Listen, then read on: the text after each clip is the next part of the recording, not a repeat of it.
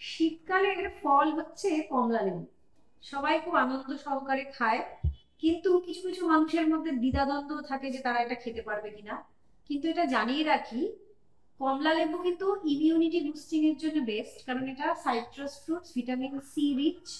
আর এটা কিন্তু দেখা গেছে এটার মধ্যে অ্যান্টিঅক্সিডেন্টস থাকে বলে এটা কিন্তু হার্ট হেলথের জন্য খুব ভালো। ইভেন কনস্টিপেশন রিমুভালের জন্য কিন্তু এটা খুব ভালো। আর যদি এটা প্লান্ট বেসড সবজি যেরকম শাক, কলিফ্লাওয়ার, ক্যাবেজ, এগুলোর সাথে যদি একটু কমলা লেবু খাওয়া যায় বা কমলা লেবুর রস দিয়ে নেওয়া যায়, তাহলে কিন্তু দেখা যাবে এই আয়রন অ্যাবজর্পশন এই সবজিগুলো থেকে অনেক ভালোভাবে হতে পারে। কারণ এই সাইট্রাস ফ্রুটস, অরেঞ্জ কিন্তু হেল্প করে এই আয়রন অ্যাবজর্পশন।